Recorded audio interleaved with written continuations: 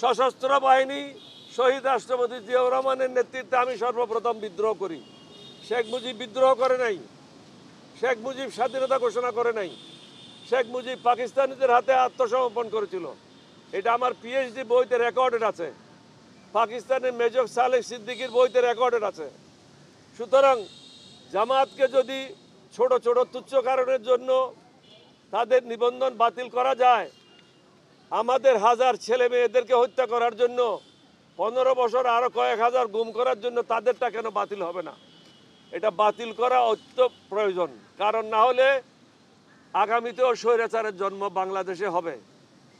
আমরা কিন্তু এই স্বৈরাচার সরকারকে আপনাদের মাধ্যমে বারবার বলেছি, পলানোর সুযোগ পাবেন না। আমার প্রেস কনফারেন্স যারা অ্যাটেন্ড করেছেন, আমি সবাইকে বলেছি 2024 সাল হলো গজবের বছর এবং অনেক নতুন নতুন ঘটনা ঘটবে, তাই ঘটেছে, আরও ঘটতে পারে। আমি সাবধান করে দিয়েছি। তত্ত্বাবধায়ক সরকার, অন্তর্বর্তীকালীন সরকারের প্রধানকেও বলেছি, আপনি এখনো বিপদমুক্ত নন। এখনো যারা ষড়যন্ত্রকারী তারা ষড়যন্ত্র করে যাচ্ছে। যারা হাসিনার পদলেখী ছিল, তার লোটা উঠাইতো, তারা এখনো চাকরিচ্যুত হয় নাই। তাদের বিরুদ্ধে দুর্নীতির অভিযোগ নিয়ে কোনো তদন্ত শুরু হয় নাই। একজন লোককে শুধু এক জায়গা থেকে অন্য জায়গায় পদ বদলি করলে সমস্যার সমাধান হবে না।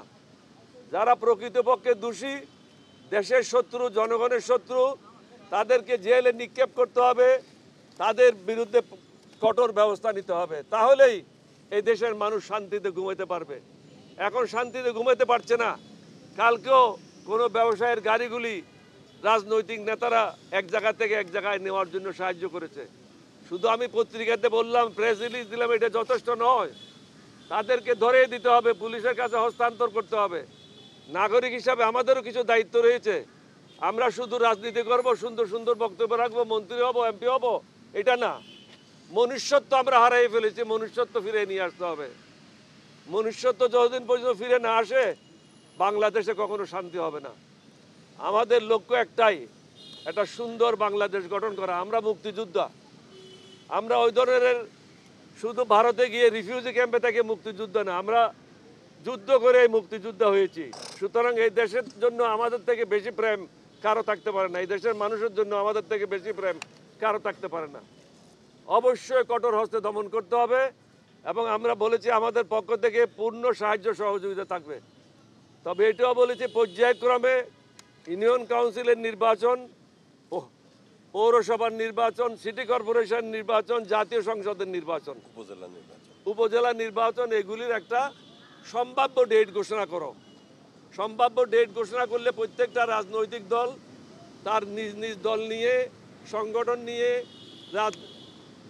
নির্বাচনের জন্য প্রস্তুত গ্রহণ করতে পারবে। হঠাৎ করে আপনি যদি এখান থেকে অ্যানাউন্স করেন তাহলে অসুবিধা হবে। রাজনৈতিক দলদেরকে ব্যস্ত রাখার জন্য একমাত্র অস্ত্র হলো নির্বাচনের একটা ফোরকাস্ট দিয়ে দেওয়া।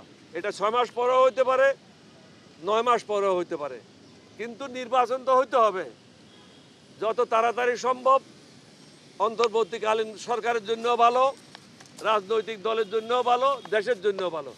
তবে সংস্কার করার পূর্বে কোনো নির্বাচন হওয়া কোনো অবস্থাতে বাঞ্ছনীয় না।